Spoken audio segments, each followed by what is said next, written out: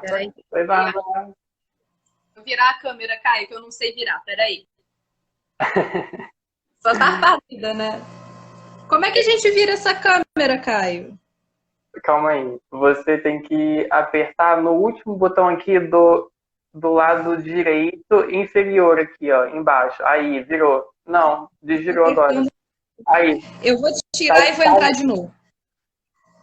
Pode ser? beleza. É porque tá virando e tá desvirando. Pode ser. Calma aí. Peraí, rapidinho. Show. Gente, a Bárbara, ela tá com alguns problemas técnicos aqui. Calma aí que eu vou adicionar ela aqui de novo. Deixa eu ver se foi. Agora eu tô vendo você. Agora foi. Só que a minha câmera ela tá travada. Ela tá travada para vocês também? Não, aqui tá tranquilo. Eu tô vendo você perfeitamente, ouvindo também. A minha câmera para mim ela congelou, então eu não tô me vendo, né? Então tá bom também. Ai, meu Deus. Não, mas aí tudo bem, Vamos eu ver. me vejo menos. O importante é vocês me enxergarem, né? Tá ótimo. Se tiver. Isso aí. Mas você tá conseguindo me ver, tá? Eu tô te vendo legal, tô vendo também o feed com as pessoas aqui subindo. Ah, então tá. Tem um pessoal entrando aqui já. Aí, Bárbara, eu vou apresentar você, apresentar o tema, mas antes eu quero imensamente deixar o nosso muito obrigado a você por estar aqui com a gente. É sempre uma honra a gente poder estar recebendo pessoas aqui, né, para estar discutindo temas, né, enfim. Obrigado mesmo, tá? Em nome de todos os CA. Nada, eu que agradeço, é muito bom essa companhia para poder trocar, ainda mais falar de única coisa. Muito bom, obrigada. Ainda mais falar de Jung, né? Pessoal, então, eu tô vendo que já tem gente mandando nome, matrícula aqui. Vocês podem mandar nome, matrícula e campus via direct, tá? Porque fica mais fácil pra gente e não fica subindo notificação toda hora aqui, tá? Então, gente, hoje a gente está aqui com a Bárbara Dana. Ela vai falar um pouquinho sobre Jung e a energia psíquica. A Bárbara, ela é mestre em educação, especialista em psicologia junguiana e em psicossomática. E professora do curso de psicologia da Faculdade de Maricá. Certo, Bárbara? Então é isso, Bárbara. O espaço é seu, tá? Você pode aí aproveitar da forma como você achar melhor. E você acha melhor as pessoas já irem mandando perguntas agora, durante a live mesmo, ou deixa para o final? O que você acha melhor aí? Deixa eu pensar. E de repente, no final, conforme for subindo as perguntas, eu botei o celular um pouquinho mais distante de mim hoje, só para tentar me enquadrar um pouquinho melhor para vocês. Mas eu não sei, eu não estou Aham. conseguindo pegar direito as mensagens que estão subindo. Então, de repente, no final, é melhor fazer uma garimpagem dessas perguntas, porque se eu for olhar para a pergunta, eu vou me desconcentrar, vou perder a fala. Daí vou. Como a gente tem um Beleza, então. tempinho, eu não posso, não quero ficar me perdendo muito, né? Senão a gente vai. Uhum, beleza. Tá bom? Então, pessoal, vocês podem ir mandando pergunta, mas aí a gente vai lendo mais pro finalzinho mesmo. A gente concentra tudo para a parte final, né? Isso. Então é isso, Bárbara. O espaço é seu. Obrigada, então, Caio. Obrigada a vocês que estão aí assistindo. Para a gente é muito importante ter essa troca, até para a gente conseguir manter ativo esse nosso espaço de pensamento, né? Esse contexto de quarentena, de alguma maneira, às vezes desmotiva um pouco a gente e ver vocês ativos, né? Estou falando de uma forma geral para o curso de psicologia de Vassoura, incluindo, enfim, Campos de Maricá, todo o restante, né? Todo esse entorno. Ver a atividade de vocês nesse período está sendo uma coisa que para nós professores está sendo muito, muito gratificante. Assim, a gente estava conversando com a Adriana agora, semana passada, na reunião, e ela estava falando para a gente como que ela está feliz, do quanto que o nosso curso está redondinho, né? Então, assim, a gente está conseguindo avançar nos conteúdos, a gente está conseguindo produzir conhecimento. Vocês estão muito motivados e engajados, estão fazendo o melhor que vocês podem para manter essa troca com a gente de maneira remota. E isso vocês não têm ideia do valor, né? Não não só para a gente, professor, quanto, obviamente, para vocês, alunos, que não estão paralisados diante desse momento confuso que a gente está vivendo. Bárbara, calma aí rapidinho, desculpa interromper você. Se você tiver como chegar um pouquinho para frente, porque tem o pessoal falando que o áudio está um pouquinho baixo. Assim tá melhor? Melhorou agora. Aqui melhorou bem. Então, mas você tá quadrada direitinho aí. Você tá dando para ver, você não tá cortando não, tá? Então tá. Então tá bom, gente. E aí eu tava voltando, né? Voltando ao que eu tava dizendo, eu só queria agradecer e parabenizar vocês por esse movimento, né, de engajamento mesmo em relação a essa produção toda de conhecimento e tudo. E também dizer parabéns pela escolha corajosa, né? Porque, assim, esses momentos de crise mostram pra gente a importância do profissional de psicologia, né? E o nosso curso não é fácil, ele trabalha com questões que são super complexas. A gente está sendo acionado e solicitado pelas mais diversas pessoas em contextos completamente diferentes uns dos outros. E o comum desses contextos de crise é que todos eles, a nossa profissão está sendo muito chamada e está sendo muito cara. Né? Então, a escolha de vocês profissional é uma escolha muito bonita e uma escolha muito cara para esse mundo de modo geral. Então, eu queria mandar um beijo para vocês. Tem alguns que eu nem conheço, mas eu queria mandar um beijo e dizer que eu considero pacas, tá bom? Então, linda, gente. Né?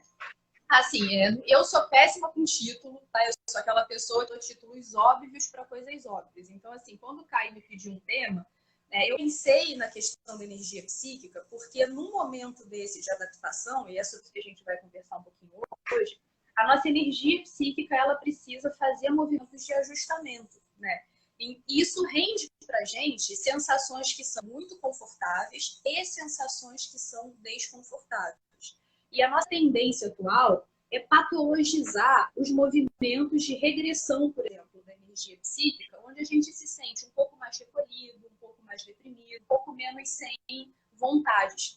Né? Então, assim, ressignificar esses movimentos de energia psíquica, entender que eles são naturais, inclusive importantes, eu acho que é importante para o momento que a gente está vivendo. Até para a gente não achar que está adoecendo, tá? A gente está num constante movimento de adaptação. E aí, por isso que eu pensei nesse tema. Só na hora de falar o título, eu fui super óbvia, super básica e coloquei só Jung e energia psíquica. Então, ficou um título super amplo. Mas a nossa ideia hoje é entender um pouquinho o que Jung chama de energia psíquica, entender um pouquinho como ele compreende essa dinâmica de movimento de energia que a nossa psique faz, tá? De maneira global, independente de cultura, momento histórico, tudo mais. E, de alguma maneira, ampliar isso para esse momento de crise que a gente está vivendo enquanto um coletivo global. Tudo certo? Então, a nossa proposta de hoje é essa, em primeiro lugar. Como o Caio já tinha falado, eu vi que entrou mais gente aqui, caso vocês tenham alguma dúvida, mandem para ele a pergunta ou subam aqui, que depois ele vai garimpar para mim, porque se eu for olhar para as perguntas e para vocês, eu vou me desconcentrar, a gente vai perder o fio da meada, tá bom? Eu pensei numa forma muito longa, então, a gente deve ter um papo aí de mais ou menos meia hora, 40 minutos, até para dar tempo da gente tirar dúvida e trocar uma ideia de maneira direta, certo? Então, vamos lá. Vamos começar. Eu estou olhando aqui para o ladinho, porque eu vou ter meu computador aqui com alguns tópicos. Vamos começar pensando no conceito de energia psíquica que Jung elabora. Né? E Jung, no momento que pensa em energia psíquica, ele está num diálogo muito intenso com Freud, e Freud está trazendo a proposta, que é muito interessante, de libido. Freud, de alguma maneira, direciona o conceito de libido para alguns aspectos que estão dentro de um continente de sexualidade. Um movimento, de uma maneira teórica, que rompe, né, as duas teorias, a psicanálise e a psicologia analítica de Freud, é justamente o fato de que Jung pensa a energia psíquica para além desse continente, ele transborda um pouco isso. Ele se sentia um pouco limitado se pensasse a energia psíquica como só uma manifestação da sexualidade. Não que a sexualidade seja corpo, tá? Eu acho que a sexualidade, de fato, ocupa para a gente, para a nossa dinâmica psíquica, um lugar muito importante.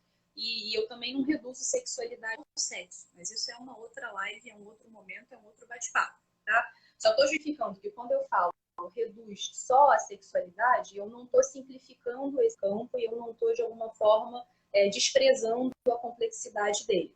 questão é que Jung entendia a energia psíquica como um quantum, né, de potência mesmo, que não cabe em nenhuma forma definida de conceito, né? Então, para Jung, a psique é alguma coisa que carrega energia, e porque nós somos, né, psique, de alguma maneira, a gente não está dentro da psique, nós somos uma psique, a gente está energizado por essa potência que é natural desse lugar que Jung pensa e chama de psique.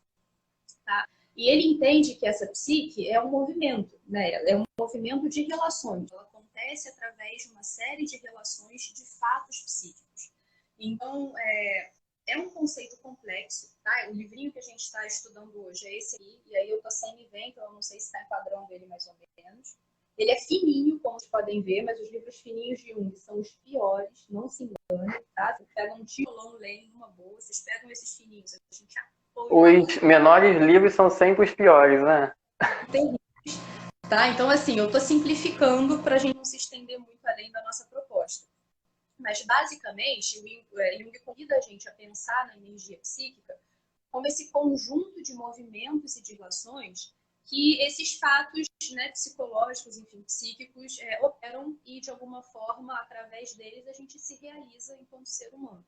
Tá? Eu não sei o quanto que isso ficou claro para vocês, mas vocês podem depois subir a pergunta para o Caio e, de alguma forma, eu vou voltar a esse assunto algumas vezes para tentar já ir lapidando um pouco essas dúvidas durante a nossa conversa. É um conceito que é difícil para nós que estudamos a obra pra caramba há muito tempo. Então, assim, é natural que vocês estejam, em princípio, com uma ideia desconfortável sobre isso, que vocês estejam estranhando um pouco do que se trata essa energia psíquica, tá? Eu vou repetir, vou dar continuidade à conversa, porque aos poucos esse tema sendo o movimento de estudo da obra junguiana, ele é assim mesmo, tá? Pra vocês terem ideia, vou abrir um parênteses rápido. Nesse livrinho que eu mostrei para vocês, Jung fala sobre energia psíquica, que a gente lê não entende nada. Lá no parágrafo 43, ele deixa escrito o que é um elemento conceitual que para a gente é fundamental entender todo o resto. Só que isso lá vão quase 30 páginas de livro afora. E aí lá no meio que a gente consegue entender um pouco mais e se apossar desse tipo de estudo. Né? Então, se vocês nesse primeiro momento não assimilaram tanto o conceito de energia psíquica, não se preocupem, primeiro porque a gente também tem dificuldade com isso, e segundo que é o decorrer da conversa que vai fazer a gente entender isso um pouquinho melhor. Tá bom? Então, assim, antes de mais nada, como eu disse, é uma forma de olhar e compreender a psique como algo vivo. Tá? A gente tem que entender que a psique tem esse movimento e tem essa dinâmica que funciona, inclusive em níveis inconscientes que a gente não controla. É algo vivo, energizado por si mesmo, que possui uma dinâmica super complexa de funcionamento. Isso é Jung falando da nossa psique. E a gente precisa olhar para essa energia através das relações entre os elementos psíquicos e a maneira como eles se associam uns aos outros. Tá? Só fiz uma síntese para a gente poder dar o conceito de energia psíquica e seguir um pouco adiante. Essa ideia de força, né, nos move e nos acompanha desde os primórdios. Essa ideia no sentido de Jung estudava muito os povos primitivos e ele viu que essa ideia, essa noção de energia psíquica sempre esteve presente nas simbolizações culturais.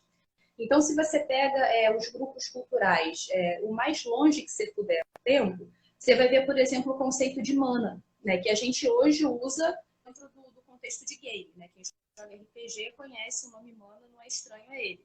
Mas é um conceito que vem de povos muito primitivos e que já davam nome e imagem para essa ideia de que existe uma força que potencializa a gente para a ação.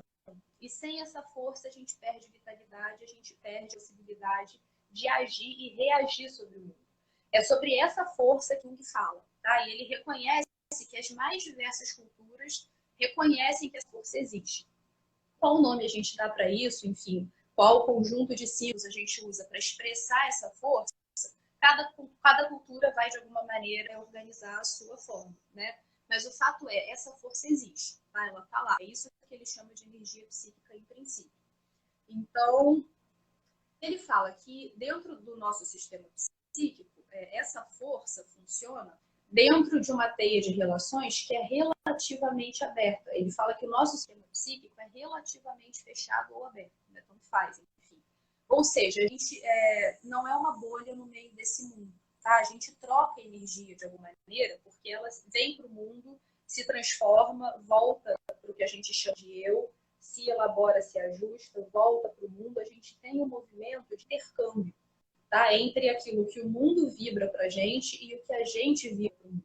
É dessa lógica que Jung percebe e compreende o nosso movimento de adaptação e ajustamento à nossa realidade. Não só a nossa realidade mundana, a exterior, como a nossa realidade individual e subjetiva. A gente o tempo inteiro se interrelaciona com o mundo e conosco para a gente fazer esse ajustamento e essa adaptação, tá bom? Jung traz uma proposta interessante, que é a proposta de olhar para a energia psíquica através de um ponto de vista finalista. Tá? O que é isso? Para Jung, a alma é carregada de propósitos. Ele, na época, também estava num diálogo com a psicanálise, né, que estava se desenvolvendo e crescendo muito, e ele questionava essa redução de movimentos só à causa. Ele achava que é importantíssimo você achar a causa dos fenômenos psíquicos, porque você descobre essas causas um quantum de potência, que é essa energia psíquica que a gente está pensando aqui, mas se você chega à causa e fica paralisado nela, daí você não consegue operar muitas transformações. Ele achava que, para além da gente chegar nas causas, a gente precisava, de alguma maneira, abraçar a finalidade, né? O propósito daquela energia existir e estar disponível para a gente. Sei lá, vou dar um exemplo prático para tentar facilitar um pouco essa nossa troca. Por que será que em mim, por exemplo, na Bárbara, existe uma energia disponível para o fazer da psicologia, né? Para o fazer clínico, para o fazer docente, enfim, para o estudo, né? Para o desenvolvimento dessas ideias, desse movimento intelectual? Eu nasci, de alguma maneira, carregada de potencial para isso, carregada de energia que me permite realizar isso através da minha personalidade hoje, certo? Isso tem uma causa, óbvio, né? Se a gente voltar na história, a gente vai ver que eu tenho uma família que de alguma forma me motivou muito a isso.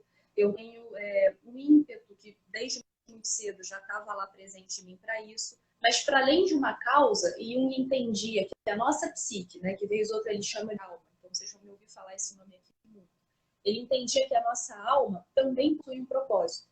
Então, é como se, de alguma maneira, quando eu nasci, eu já tinha a possibilidade de seguir esse propósito na vida e de escolher esse caminho como uma realidade que eu pudesse manifestar. Muitas vezes, a gente faz uma confusão quando lê a obra junguiana e a gente acaba acreditando que o propósito que Jung pensa é uma determinação. Então, tem muita gente que se incomoda quando ouve que a nossa alma é dotada de propósitos, porque se sente cerceado e determinado a uma única possibilidade, a um único destino, tá? Só que um propósito... Bárbara, peraí rapidinho, que tem algumas pessoas aqui falando que o áudio tá oscilando um pouquinho. Eu não sei se tem alguma coisa tapando o seu microfone, se tem alguma coisa na frente, não sei o que é. Ele tá... Não, ele está desbloqueado. Eu estou vendo aqui se ele está apoiado, mas ele está desbloqueado. Eu vou tentar fazer o seguinte, porque o fone me deixa meio surda, mas eu vou tentar usar o microfone do fone para facilitar, tá? Beleza. É que ele está oscilando bastante mesmo. Às vezes parece que vai bem baixinho e depois ele volta bem alto. Não tem problema. Pode ser... Qualquer coisa, sinalize que eu tento usar o meu 4G, tá? Porque a minha internet Wi-Fi, ela não tá muito bacana, não. Nesses últimos dias, ela deu um trabalho para eu poder dar aula à distância.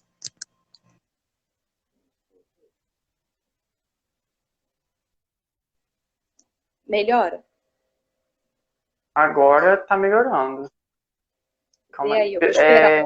Pessoal, sinaliza aí pra gente se tá bom agora. Se tá dando pra... o pessoal para sinalizar. É só subir o ok se a minha voz vocês estão conseguindo ouvir legal, que daí eu volto um pouquinho do que eu estava falando para a gente poder seguir o nosso bate-papo, a nossa prosa aqui. Teve uma pessoa que disse aqui, melhor. Ó, melhorou, melhorou. Ah, então tá. Então tá, gente. Eu vou ficar segurando assim o microfone, então. Sei nem como é que tá. Depois vocês printam pra mim e me mandam, porque eu não tô me enxergando. Tá? Pra poder ver como é que se eu tô pagando mico aqui ou não. Mas então, vou Ah, voltar um não, pouquinho. tá ótimo. Então tá. Vou voltar um pouquinho só para vocês recuperarem o que vocês devem ter perdido por causa do áudio, tá bom? A gente estava falando que Jung traz a proposta da gente pensar a energia psíquica, né, e a energia da alma, né, quando a gente fala em psique, a gente está falando desse lugar de mistério mesmo, que a gente não sabe muito como chamar na nossa cultura sobre a gente, mas quando ele fala de energia psíquica e de alma, ele acredita que esse lugar, esse espaço em nós é carregado de propósito, né?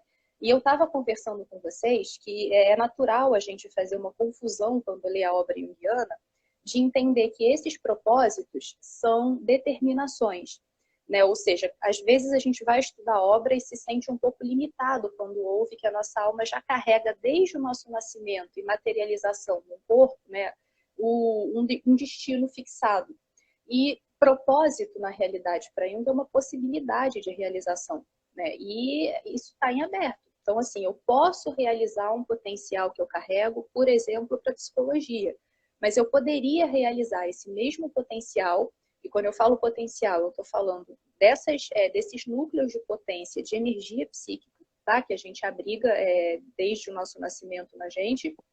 Eu poderia realizar esse mesmo potencial, essa mesma carga de energia para fazer outras coisas, né? Para poder me realizar de outras maneiras que não só através da psicologia. Mas, de alguma maneira, não seria tão diferente de um fazer psicológico, tá? Não seria, por exemplo, uma engenharia química, né? Porque aí já destoaria muito desses propósitos, dessas potencialidades que eu carrego desde cedo.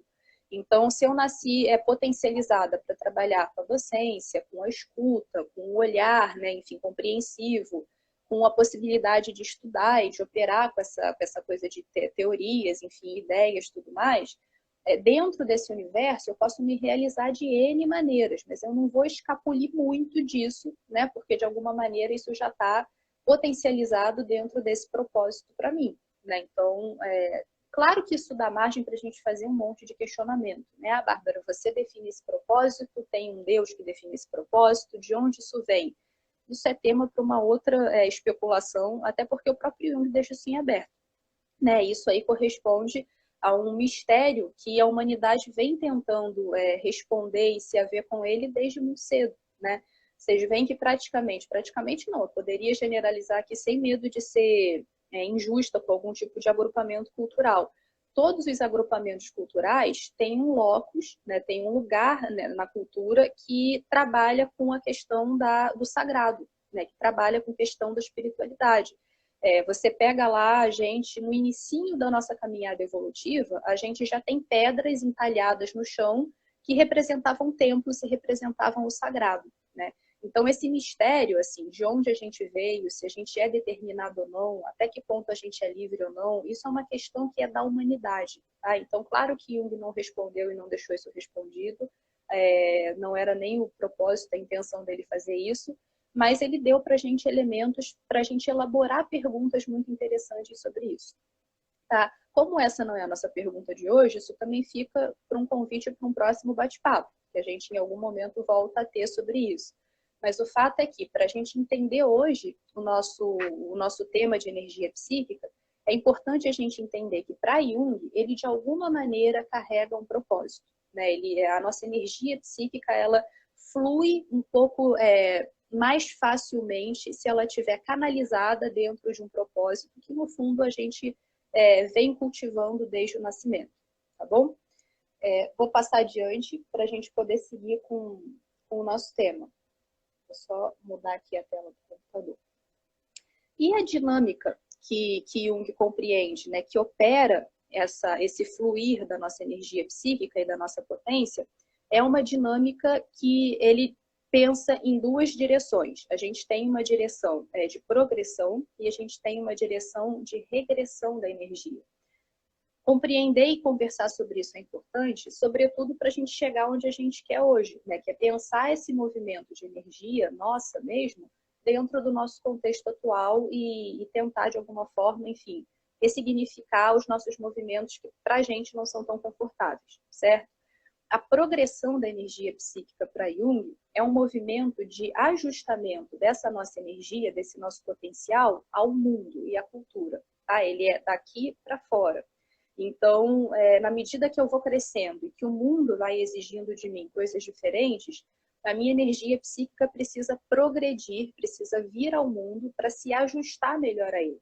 Então, se eu nasço, por exemplo, numa sociedade onde a psicologia não faz o menor sentido, eu precisaria pegar esse meu potencial e canalizar para algum fazer que tenha sentido, né? Seja filosofia, seja pedagogia, seja, enfim, trabalhos sociais, não importa. Mas eu precisaria trazer à tona uma possibilidade de canalizar essa minha energia para alguma coisa que faça sentido naquele contexto cultural. Essa necessidade que o mundo nos impõe de que a gente se adapte a ele, e Jung entende que é um movimento de progressão da energia psíquica. Da mesma maneira, a gente não pode se adaptar só ao mundo, né? Eu preciso me adaptar a mim mesma. Porque na medida que eu me ajusto ao mundo, eu me transformo e eu sou acionada em lugares que eu desconheço. Quando eu faço o movimento de me adaptar a mim mesma, eu faço um movimento de regressão, né? É quando eu regrido, de alguma forma, busco em mim questões que estão, inclusive, muitas vezes inconscientes, né, ou pouco desenvolvidas, para que eu consiga resgatar potências e voltar para o mundo para me adaptar de novo. Esse movimento de progressão e regressão, a gente faz durante a nossa vida inteira, né? A gente progride em direção ao mundo, e aí eu preciso abrir um parênteses para a gente não pensar como se fosse sinônimo progressão e evolução. Tá? Quando eu progrido, não necessariamente eu estou evoluindo, eu só estou vindo para o mundo, eu estou me adaptando ao mundo. Quando eu regrido, eu também não estou involuindo, eu estou tentando buscar recurso para me adaptar a mim mesmo. Tá? E esse movimento de progredir e regredir a energia psíquica, ele acontece durante a vida toda, né? Ele não cessa. Desde que a gente nasce até o dia em que a gente morre, a gente precisa se ajustar ao mundo, que muda constantemente, e precisa se ajustar a nós mesmos diante dessa mudança que o mundo convida a gente a realizar. Tá? Então, eu não posso, por exemplo, hoje agir da mesma maneira que a Bárbara de 6 anos agia, porque o mundo exige de mim uma postura diferente. Né? E eu não vou poder agir daqui a 20 anos como eu hoje ajo, porque daqui a 20 anos o mundo e a Bárbara necessária ao mundo vão precisar estar adaptadas de uma maneira diferente. Né? Então, nesse caminhar, né, eu vou precisar várias vezes, nós vamos precisar várias vezes, trazermos a nossa energia para o foco do mundo e, de alguma maneira, trazermos a energia depois para o foco em nós mesmos, né, para a gente poder ter coerência nessa marcha, né, durante a vida que a gente faz. E, às vezes, a gente confunde, por isso que eu coloquei aqui, né, logo depois de regressão e progressão, às vezes a gente confunde esses movimentos com as atitudes da psique. Tá? Atitude da psique, a gente pode ter duas também. Uma atitude extrovertida, tá? Que a gente se esparrama um pouco mais pelo mundo, e uma atitude introvertida. E progressão não é sinônimo de extroversão e regressão não é sinônimo de introversão. Tá? Isso é importante a gente não confundir, porque existe, por exemplo, eu tenho visto vários memes, eu vou me adiantar um pouco em relação ao final da fala, de que os extrovertidos estão surtando no confinamento e de que os introvertidos estão num paraíso no confinamento. E é tabu, não necessariamente. Eu conheço muitos introvertidos que estão vivendo um movimento de tristeza, de perda de sentido para a vida muito sério, e eu conheço muitos extrovertidos que estão felicíssimos encontrando N coisas e N formas de viver de maneira divertida esse período. Tá? E esses dois casos, ambos estão em progressão de energia psíquica, por exemplo. Esses dois exemplos que eu peguei aqui. Eles estão buscando se adaptar ao mundo novo. Né? A energia deles está, de alguma forma, tentando esse movimento de ajustamento ao mundo que se transformou muito de repente para todos nós.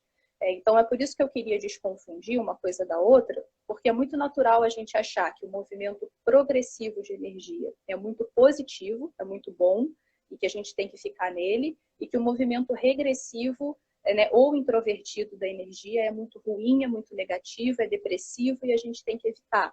Na realidade, não. Ambos são muito caros e a doença psíquica, né, o adoecimento psíquico, ele surge justamente da paralisação desse movimento. Né? Se eu paraliso só tentando me adaptar ao mundo, eu me perco nesse caminho. E se eu me paraliso só querendo que a minha adaptação interna prevaleça, eu também adoeço nesse caminho. Eu preciso fazer esse movimento de troca com dinamismo, né? Com fluência. Qualquer tipo de paralisação gera uma tensão psíquica que em algum momento o mundo, essa dinâmica vai me cobrar de resolver. Tudo bem? Esse assunto especificamente, a gente pode depois aproveitar ele no bate-papo, né? Porque aí as pessoas vão talvez subir algumas coisas sobre isso e a gente vai pensando em alguns casos, inclusive em particular, né? Até porque sobre isso a gente não pode generalizar. Né? Ah, Bárbara, então eu sou introvertida e estou num movimento regressivo, por isso que eu estou tão mal com o confinamento. Não sei, a gente tem que ver o contexto. Né? Em relação ao que a gente está conversando hoje, a gente não tem como pressupor nenhum tipo de receita, né? Ou nenhum tipo de generalização. Por isso que eu estou deixando isso a critério do nosso bate-papo lá na frente. Tá? Mas é importante a gente focar nesses dois movimentos, tá? De progressão e de regressão. E aí, recapitulando, quando eu progrido a minha energia psíquica, eu trago a minha intenção de me ajustar ao mundo, e quando a minha energia psíquica se coloca em regressão, a minha intenção é de me ajustar a mim mesma, a minhas próprias transformações enquanto pessoa, subjetividade, indivíduo, alma, toda a complexidade que a gente é. E eu posso fazer esses movimentos através de uma atitude extrovertida, que é quando eu me relaciono de maneira muito direta com o mundo. Tá? Os extrovertidos, eles conseguem tocar o mundo, interagir com o mundo de uma forma muito direta. O introvertido, ele precisa trazer o mundo para o mundo mental dele, elaborar um pouco isso, e é nesse mundo mental que ele opera as ideias dele. Né? O extrovertido é um pouco mais imediato em relação ao mundo. O introvertido precisa de um loading, sabe? Ele tem que carregar um pouco a imagem mental do mundo para poder trabalhar ela internamente. Primeiro ele ensaia no mundo mental, depois ele vem para fora e realiza aquilo que ele mentalizou. Tá? Então é uma atitude, é diferente de um movimento de energia, certo? Falado isso, a gente precisa lembrar, por fim, que Jung entendia que o melhor veículo para a gente poder trabalhar e operar a nossa energia psíquica no meio desse movimento de progressão e regressão é o símbolo. Ele via o símbolo como uma máquina mesmo capaz de carregar, potencializar e transformar a energia psíquica de um jeito muito valioso e muito forte. Não é à toa que a grande maior parte das culturas ritualizam símbolos sagrados. Né? Elas criam rituais o tempo inteiro, a gente mesmo, a gente não está longe disso. A gente tem muitos símbolos e muitas imagens que carregam esse valor de potencializar a gente em relação a uma energia que a gente não sabe muito o mistério de onde ela vem. Né? Mas o símbolo para Jung tem esse valor de canalizar, né, de atrair a energia psíquica e de transformar ela no decorrer da nossa vida através desses movimentos de progressão e regressão que a energia faz. Jung não tirou isso do nada, né? Ele fez um estudo antropológico e ele viajou muito. Ele fez várias incursões em vários grupos tribais diferentes e ele estudou não só a simbologia da cultura moderna, né, da época dele, enfim, contemporânea a ele, como ele estudou também a simbologia daqueles povos que eram ditos primitivos. Então, ele estudou os pueblos, por exemplo, né, que são índios, enfim, se eu não me engano, da América do Norte. Posso estar falando besteira, porque essas referências eu perco. Mas ele estudou um grupo muito grande, inclusive através da literatura mitológica, né, que ele buscava muito e traduziu, tinha amigos que traduziam para ele das mais diversas línguas que vocês possam imaginar. Ele estudou muito, né, a manifestação simbólica em várias culturas. E ele percebeu que não é à toa que o ser humano tem a capacidade de simbolizar. A gente precisa dessa capacidade justamente porque ela é veículo dessa nossa energia psíquica, certo? Por que eu falei da importância simbólica?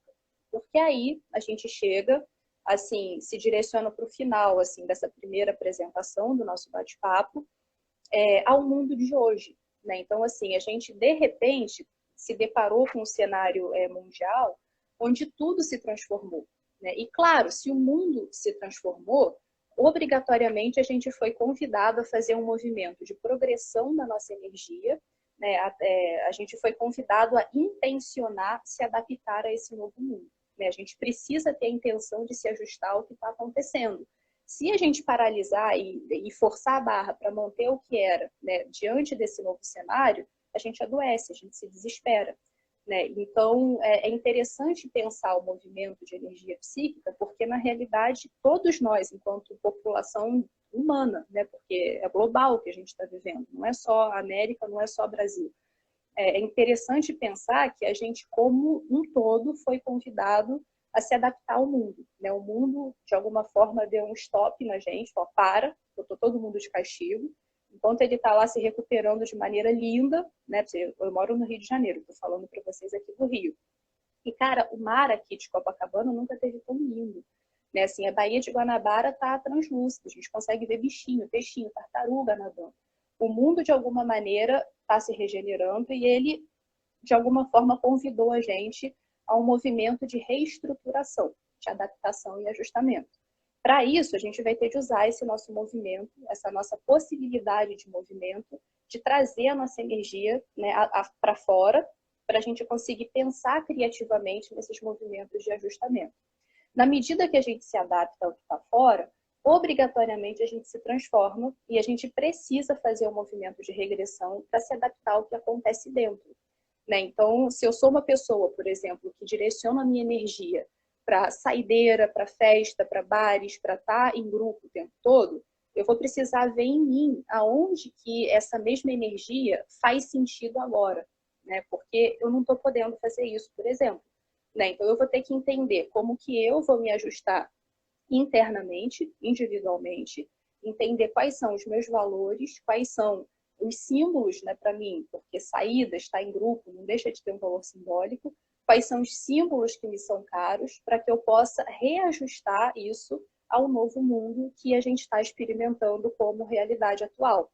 E é nesse ponto que é importante, a gente que é psicólogo, né, para a gente que é psicólogo, é nesse ponto que é importante da gente pensar um pouco, porque a gente tem uma tendência cultural atual, que é uma tendência de medicalizar a vida, né? O Caio sabe melhor do que ninguém, porque ele acompanha os fóruns, está na frente de luta em relação à medicalização da sociedade, e a gente tem essa tendência a chamar de doença movimentos que são naturais, certo?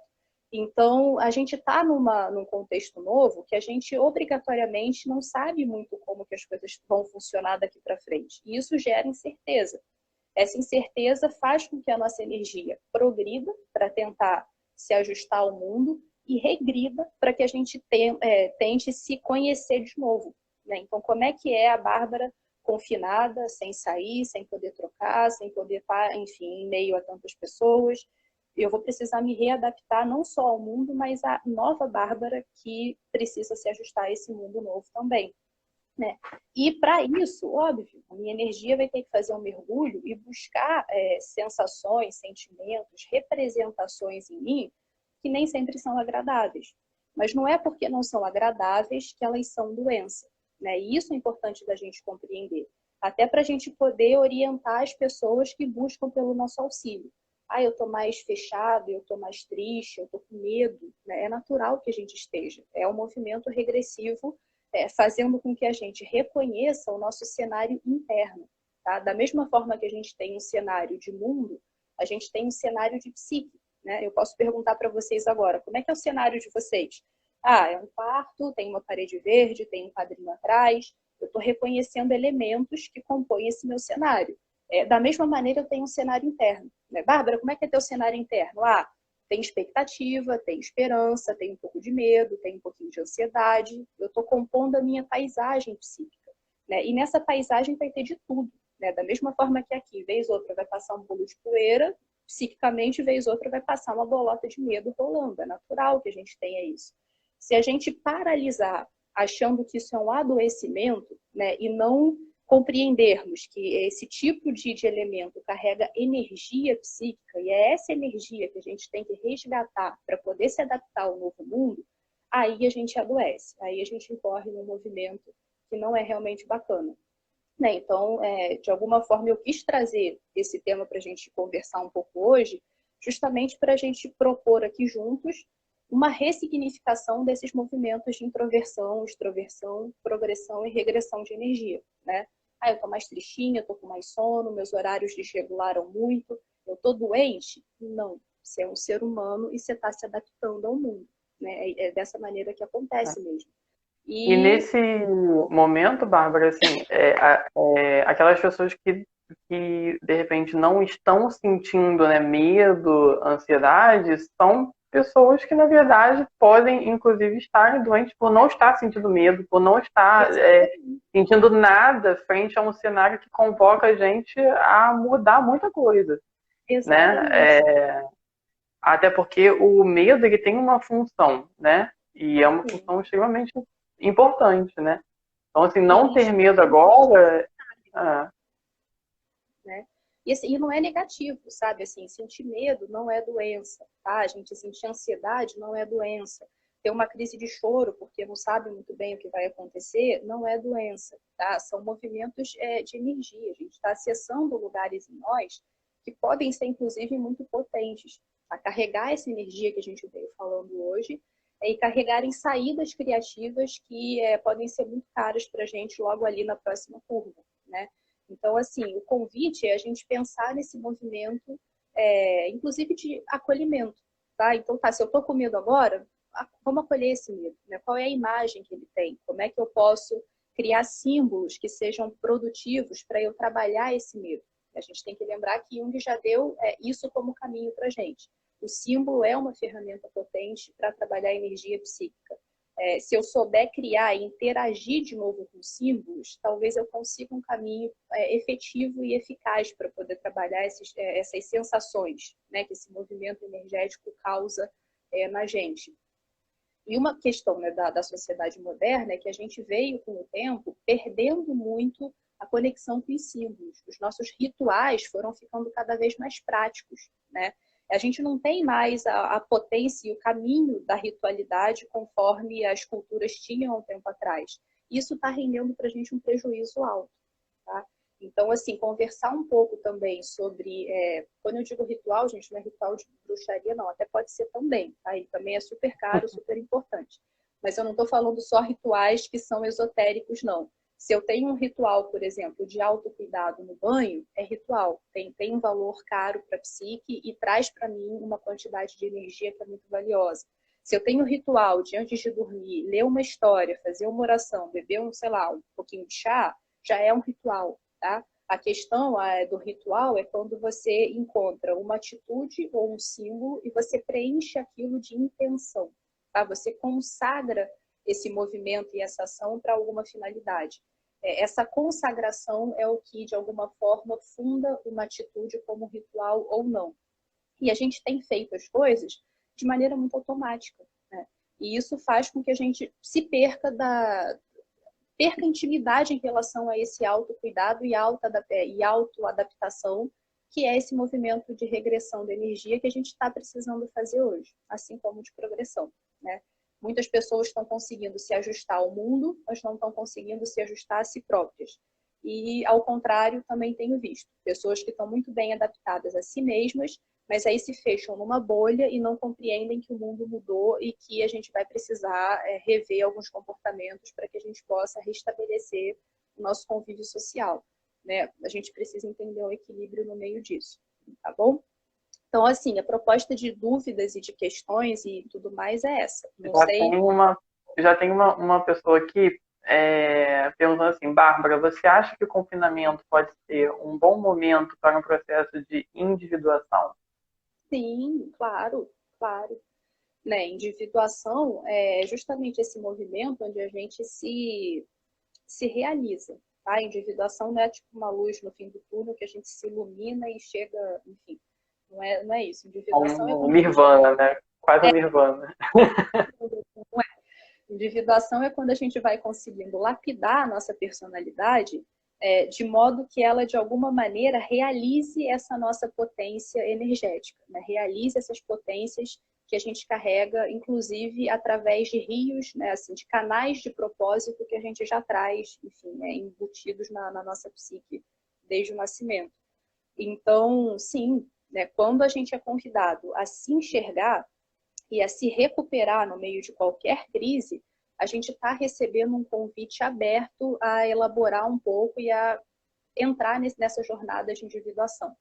Tá? De alguma maneira, nesses dias de confinamento, caraca, eu descobri uma série de coisas da minha personalidade que eu tinha deixado completamente de lado, né? E por ter, de alguma forma, um tempo livre para poder me olhar, estar comigo, ouvir o que eu tenho pensado, eu já consegui recuperar um pouco dessa individualidade, de propósitos mesmo, né, antigos que eu posso realizar através de um ajustamento da minha personalidade no mundo, né? Então, sim, o confinamento é uma excelente oportunidade para isso.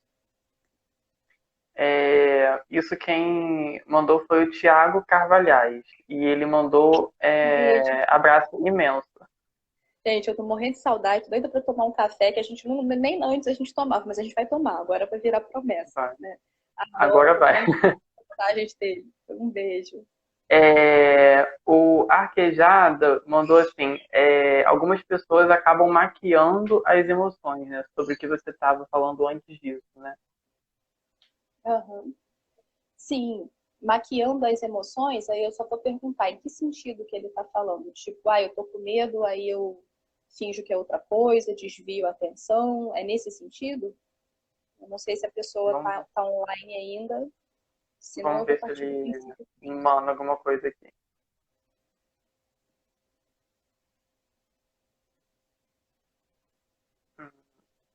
Ele não mandou mais nada, não, mas eu acredito que sim, né? Que diga que é uma emoção, mas na verdade maquia aquilo, né?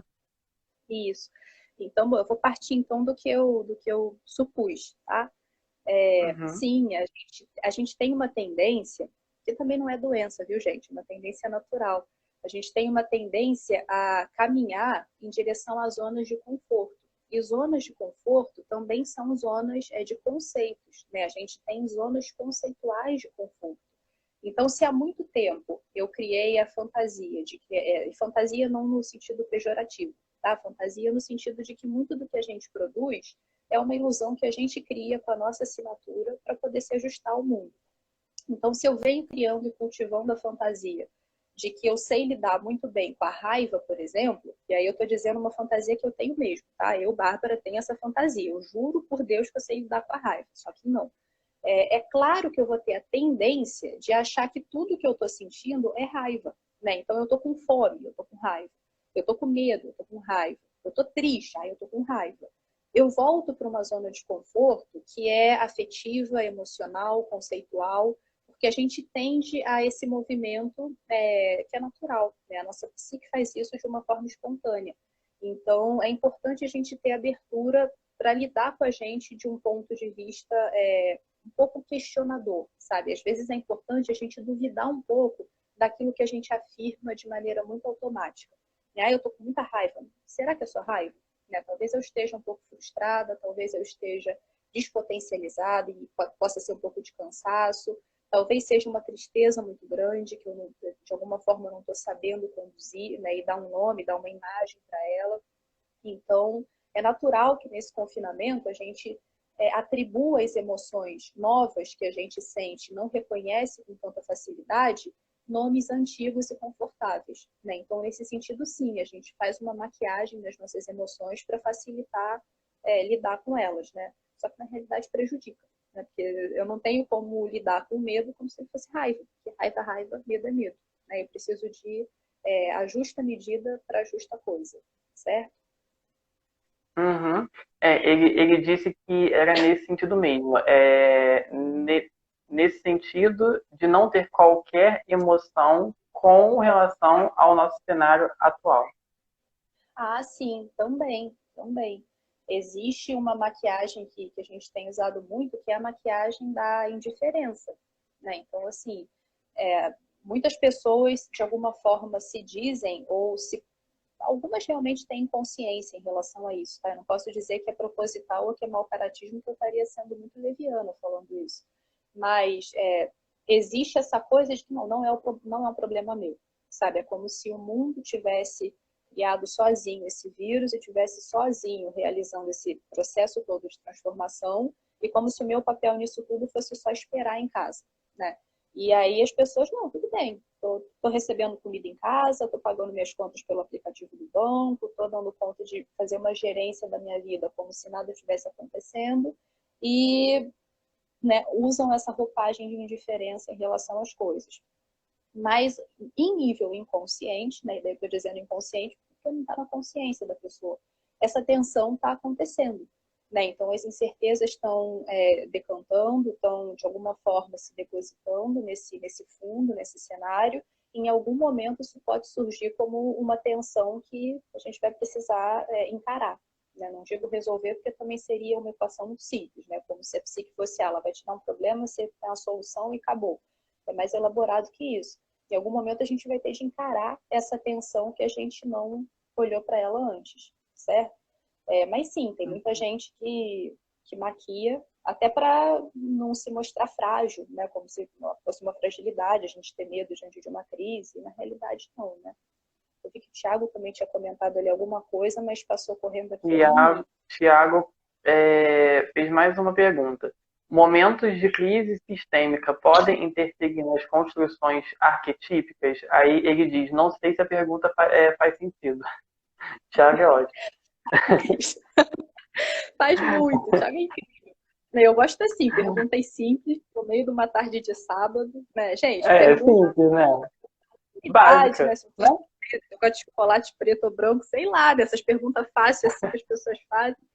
Mas o arquétipo em si, a gente não tem nem como entender o que ele significa, né? O próprio Jung fecha a obra que ele produziu para a gente em vida dizendo isso, porque ele é uma força, é como se fosse uma forma sem conteúdo. Né? Ele é uma possibilidade de existência e de performance nossa no mundo, e é isso, é uma possibilidade. Né? Em princípio, a gente pode simplificar dessa maneira, porque o próprio Jung diz que ele simplifica assim, mas que ainda pode pensar para muito além disso, porque é muito complexo.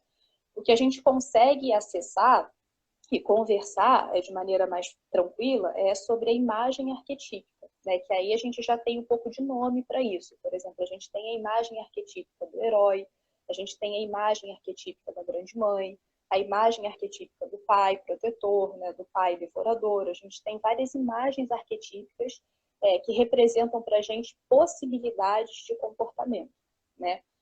Tanto de nós para o mundo, quanto de nós para nós mesmos. Né? Então, eu posso ser uma mãe devoradora daqui para fora e reagir de uma forma muito possessiva em relação às pessoas que chegam perto de mim, e eu posso ser uma mãe devoradora em relação a mim mesma, né? De alguma maneira me mantendo muito fechada, me mantendo muito protegida do mundo e não me permitindo vir à tona. Né? Então, a imagem arquetípica, ela representa para a gente uma possibilidade de a gente expressar essa nossa energia através de um comportamento que mitologicamente foi narrado para nós. Né? E sim, esses momentos de crise sistêmica, eles podem trazer à tona novas potências e novas imagens arquetípicas. Né? Eu digo novas, não no sentido de originais, tá? Porque o arquétipo e a imagem arquetípica representam coisas que sempre tiveram lá e sempre vão estar lá. Então, é como se a gente já tivesse um cabedal de infinitas possibilidades, de infinitas imagens arquetípicas, que a gente, do nosso ponto de vista humano, encerrado num tempo histórico, não tem como perceber a abrangência disso. É, né? Muito mais amplo do que a nossa consciência poderia pressupor dentro dessa limitação histórica de tempo, cultura, sociedade e personalidade que a gente vive. Mas, de alguma forma, essas crises sistêmicas elas podem atualizar, né, e trazer para a gente, dentro desse nosso cenário, imagens que não estavam ativas. Tá? Então, sim, nesses momentos de crise sistêmica, a gente vê que possibilidades de comportamento humano se transformam. A gente, de alguma maneira, encontra saídas criativas, e essas saídas criativas e esses novos papéis sociais nascem da atualização dessas imagens arquetípicas que começam a emergir diante de um cenário onde o mundo deixou de ser uma zona de conforto, né? Onde o mundo se transformou. Eu não sei se foi respondida a pergunta. Eu vou pedir para subir um ok, porque Esse eu consegui ler aqui, consegui acompanhar, porque eu não sei se Ele ficou claro, né? disse que sim, ele disse, muito obrigado, bem esclarecedor. Então, para ele está tranquilo. Que bom. A virtuosa Camila colocou, às vezes é difícil diferenciar as emoções. Por vezes é um mix de emoções. Seria isso? Aí eu acho que isso é no que a gente estava falando anteriormente, né, sobre maquiar. Sim, sim. E às vezes a gente maquia, como eu falei, não por uma questão de. Não é uma questão de mau caratismo, não é uma questão de comportamento vilanesco, não. Né? A gente tem a tendência natural de cair numa zona de conforto. E reconhecer as emoções é complicado. Tá? Na nossa cultura atual é mais complicado ainda, porque a gente está numa cultura que veio sendo preenchida por uma virtualização do mundo que manteve a gente, de certa maneira, um pouco mais distante da experiência emocional direta. Né? Então, é natural que a gente tenha perdido o vocabulário para poder falar das próprias emoções. Então, quando eu vou, por exemplo, atender adolescentes no consultório, às vezes eles chegam possessos como se tivessem enraivecidos demais. E a gente vai conversar, o que está no fundo é uma frustração imensa. Sabe? Foram mal na escola, romperam com o crush, não conseguiram fazer a tatuagem porque a mãe não deixou, alguma coisa mexeu e tocou ali num ponto de descontentamento e de frustração. Isso vem à tona como se fosse uma performance só de raiva, né? E até pode ter uma dose de raiva, né? Até porque a frustração tem. As nossas emoções são um jogo que mistura mesmo várias coisas nelas. Mas para a gente nomear isso e reconhecer tem sido difícil. Até porque o nosso sistema educacional contemporâneo, ele não abrange isso, ele não contempla, né, essa percepção, essa educação, essa pedagogia para os afetos e para as emoções como algo importante. Então, na primeira infância, a gente tem um pouco disso na escola, a gente começa a entrar num mundo letrado, alfabetizado, isso vai se perdendo sistematicamente. Até que a gente chega no ensino médio completamente frio, voltado para uma prova, que vai dar para a gente um lugar numa universidade, como se a vida fosse isso só. Né? E não é. E a gente, em determinado momento, para de receber essa interlocução que nos ensina a reconhecer, chamar e operar as próprias emoções, né, que a gente pode experimentar. Então, é natural que a gente não reconheça. E esse movimento de confinamento está obrigando a gente a reaprender isso. Né? Então, assim, não que seja de todo bom, claro que não é, a gente está vivendo um cenário complicadíssimo, mas a gente pode extrair dele um aprendizado muito valioso, tá? Que é recuperar nomes e vocabulários para essas nossas questões que vieram sendo sistematicamente podadas por um sistema educacional e cultural muito frio. Né? A Josiane Silveiro colocou, trabalho em um hospital de campanha, estou recebendo pacientes com crise de ansiedade, pico de hipertensão, acredito que estresse. As notícias ruins estão adoecendo as pessoas. Sim, isso é uma coisa bacana da gente conversar, porque assim, a nossa energia psíquica, ela transforma na nossa realidade aquilo que ela toma como foco.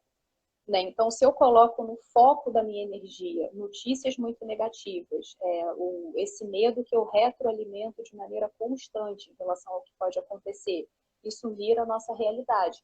E é daí que surgem esses casos de muito pânico, de muita ansiedade, de muita insônia, de compulsões, né? Enfim, de tantas coisas que a gente experimenta porque humanos. Né? Então, saber selecionar o que está no foco da nossa intenção, no foco da nossa energia, é uma forma muito valiosa e sábia de lidar com esses momentos de crise. Né? Não é que a gente vá ser alienado, tá? Então, não vou ler notícia, não é isso. Mas é dar a justa medida para o que acontece lá fora. Né? Então, assim, eu vou me atualizar, tá, de noite, eu vou pegar o jornal e eu vou ler. Né? Claro que eu vou estar, de alguma maneira, alerta o dia todo, porque eu tenho familiares longe, a qualquer momento eu posso ser atravessada por uma notícia não boa. Né? Mas, de qualquer Bárbara, maneira... aqui diz que faltam 20 segundos, aí eu vou encerrar e vou começar outra. Aí eu tá, vou pedir algumas só para o perguntas Thiago eu... mandar essa última pergunta sua na próxima live, tá? Só para a gente Não, não tudo perder, bem. A tá? gente sai de novo e volta e as pessoas, se puderem, copiem e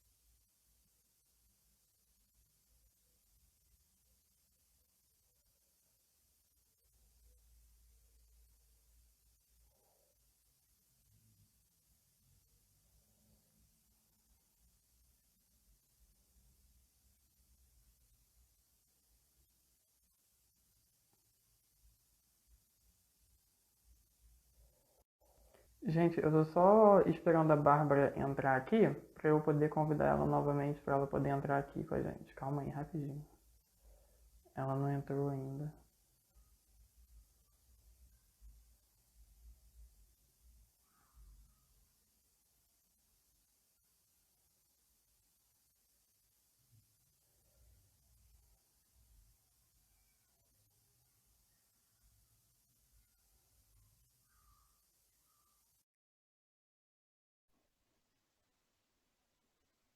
Prontinho, Bárbara.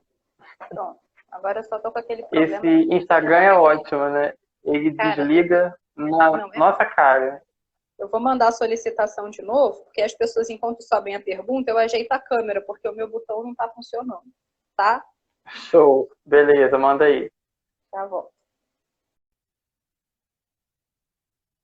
Calma aí, gente. Eu já vou adicionar ela aqui de novo.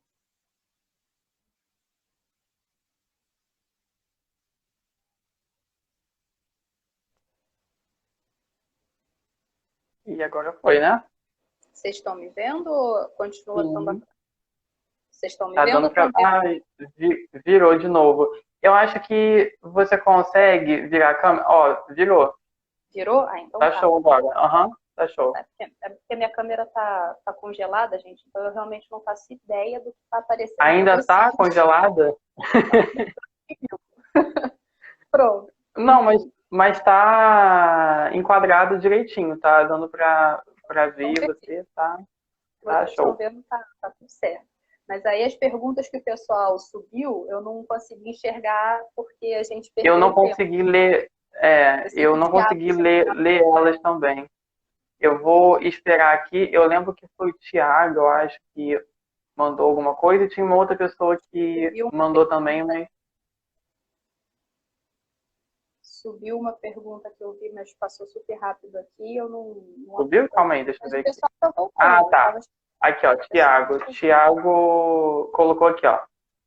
Enquanto analista junguiano, você analisa esse cenário político que se relaciona com a pandemia a partir de um negacionismo e depois do desdém e que possui um apoio significativo? Em parte, sim. Você quer que eu leia de novo? Eu adoro essas perguntas fáceis do Thiago. Elas motivam a gente a sair E correndo. é só pergunta fácil, Thiago, isso aí. Um sábado à tarde, né? Perguntas Pois leves. é, pergunta leve e tênis. Eu não sei, eu posso perder algumas palavras-chave que você mandou, Thiago, desculpa, mas é qualquer coisa o Caio pode ler depois pra gente, que aí a gente confere se foi contemplada, né, enfim, a pergunta de um modo um pouco mais inteiro. Mas, sim, assim, eu acho que o momento atual, pelo menos do ponto de vista do Brasil, né, ele está sob a batuta de um governo que o tempo todo convida a gente a negar o que está acontecendo. E isso é claro que não está projetado só num cenário que coloca da gente para o mundo, né? Mas automaticamente faz com que a gente se relacione assim com a gente mesmo. Então, na medida que eu aceito o convite de não olhar para o mundo, eu também aceito, de alguma maneira, o convite de não me questionar, não me olhar muito, não observar a forma como eu estou me comportando, né?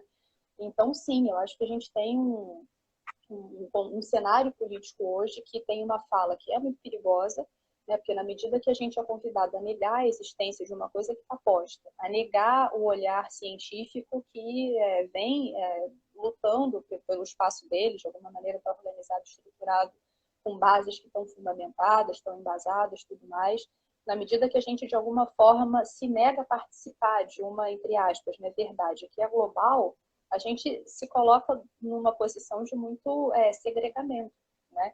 E isso tem efeito não só de nós para o mundo, mas de nós para nós mesmos. As pessoas se fecham numa bolha e é perigoso isso, tá? Perigoso não no sentido só de que daí vem comportamentos muito complicados da gente gerenciar em nível social e coletivo, não. Mas perigoso porque para essas próprias pessoas em algum momento isso vai se transformar em sofrimento, né? Em algum momento isso vai ter um efeito que pode ser perigoso para elas próprias também. Então, a gente que é psicólogo pensa não através de um binômio, né, de uma dualidade, enfim, determinada, mas a gente tem que avaliar os dois pontos. E tanto um lado quanto o outro, né, assim, aqueles que afirmam que existe esse cenário que a gente está vendo, que é óbvio, né, enfim, que eu estou desse lado, pelo menos, né, que entende que sim, é um momento muito grave, muito sério que a gente está vivendo, quanto aquele lado que nega isso, de alguma forma vão ter que lidar com as consequências desses pontos de vista, né, de um ponto de vista social e de um ponto de vista individual. E congelar numa dessas extremidades vai gerar adoecimento, né? Então, se eu achar que a realidade é só doença, eu não consigo ver o mundo se regenerando, por exemplo. Eu não consigo entender que as coisas estão acontecendo e que existem coisas boas que a gente vai receber e poder experimentar daqui para frente. Eu não posso congelar achando que só a afirmação dessa confusão, desse caos e dessa crise é o caminho.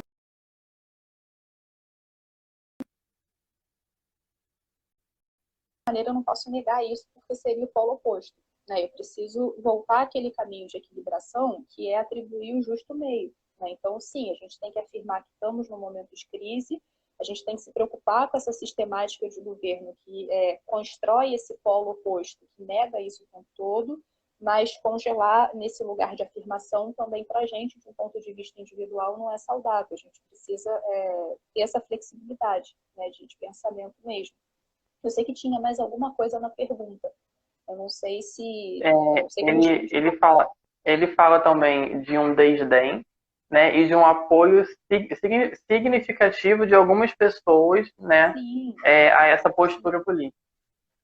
sim, né? Porque é uma postura de negação com um temperamento de desdém, né? Então, assim, a preocupação toda é essa. Que a gente tem uma postura que traz o não como sendo uma verdade, e a gente traz o não de uma forma muito irônica, de uma forma muito debochada, com esse desdém de fato, né? Isso não é construído de uma forma cuidadosa. E esse desdém é perigoso, esse temperamento de desdém é perigoso, porque coloca a gente numa posição de vulnerabilidade. Tanto aquela pessoa que tem o comportamento de desdém, quanto aquela pessoa que é alvo dele. Né? Uma pessoa que desdenha da gravidade disso,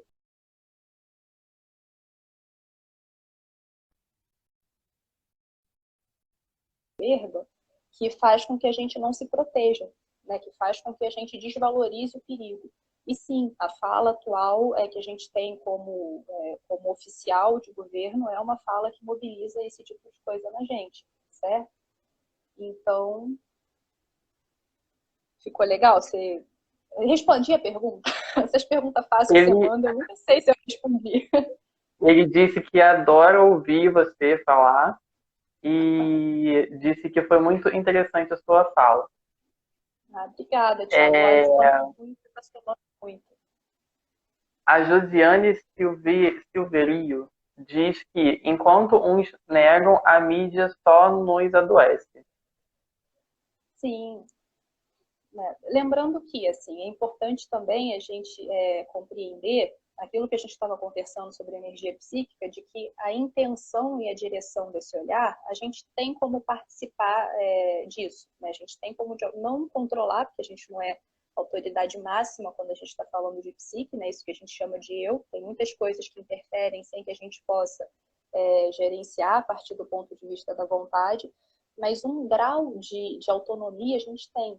Né? Então, assim, a mídia tem uma proposta de programas que são muito monotemáticos e unilaterais. E essa monotemática e essa unilateralidade faz com que a gente paralise esse movimento de progressão e regressão. E essa paralisação nos adoece. Mas é a gente que escolhe acessar esse conteúdo midiático o tempo todo. Né? Então, assim, a gente nos adoece, a gente se adoece, né? Para fazer a concordância bonitinho. A gente se adoece através desse acesso abusivo a esses conteúdos midiáticos, né?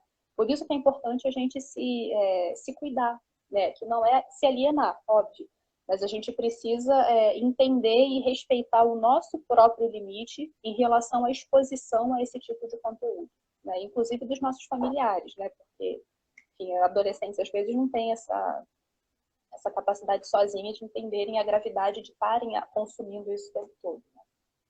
Né? E a mídia, ela tem um papel também, né? Assim, e é um papel importante, né? Cabe a nós saber usar desses meios, né? Para conseguir minimamente estar informado, não se e alienar, né? Porque Sim, senão também a gente exatamente. entra num polo oposto, né? De que eu não sei nada, não sei o que está, né, acontecendo, não sei como me proteger, né? Porque isso vem muito pela mídia, né? Sim, né? Se a gente cai na alienação, a gente vai lá para aquele ponto de indiferença, né? Que a gente estava conversando agora há pouco, né? Então Uhum. é isso mesmo, né? A gente precisa encontrar a nossa posição mesmo, a nossa resistência para isso, né? Porque algumas pessoas se sentem protegidas acessando essas informações. Então, eu também não posso generalizar dizendo não assistam nada ou assistam uma vez por dia, né? Assim, em relação ao ser humano, a gente nunca pode massificar, né? Algumas pessoas precisam de encontros com esse tipo de notícia para irem elaborando a realidade, para irem tomando pé do que está acontecendo e cuidarem de si diante desse cenário. E tem pessoas que, se usarem a mídia com essa mesma frequência, vão adoecer porque vão entrar numa crise de muito medo, né?